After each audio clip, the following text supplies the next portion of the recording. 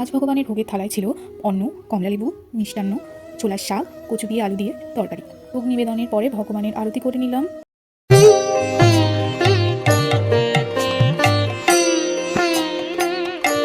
রাধে রাধে বন্ধুরা, সকল কৃষ্ণ ভক্তের চরণে আমার শতকোটি প্রণাম। গোপেশ্বরী রাধারানী চ্যানেলে সবাইকে স্বাগত জানাই।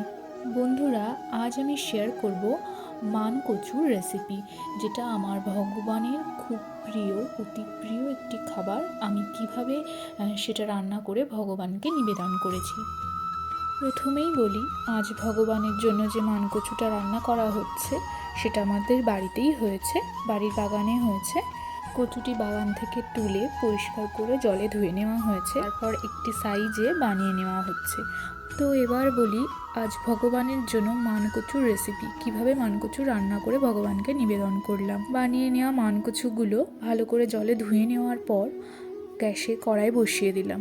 তেল গরম হয়ে যাওয়ার পর কিছু কলাই ডালের বড়ি কড়াইয়ের মধ্যে দিয়ে দিলাম।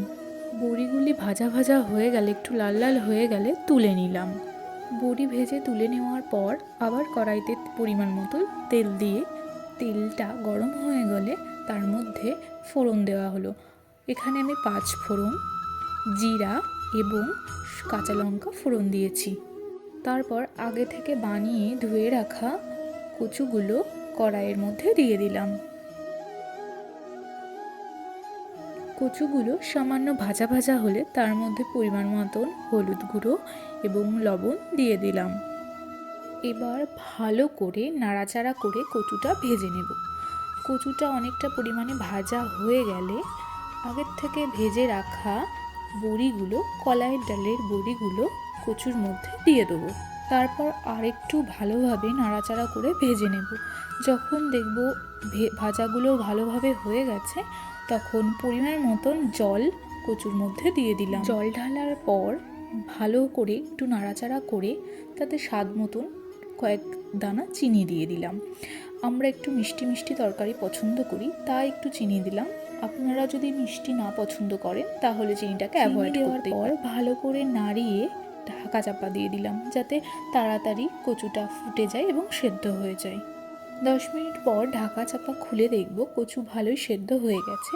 তারপর সামান্য ঢাকনা খুলে সামান্য কিছু সময় একটু ফুটিয়েই তৈরি হয়ে গেল ভগবানের অতি প্রিয় মান কচুর তরকারি। এবার ভগবানের ভোগের পাত্রে আলু বড়ি মান কচুর তরকারি তুলে ভগবানকে সাজিয়ে গুছিয়ে নিবেদন করলাম। আপনারা সকলে ভগবানের ভোগ দর্শন করুন।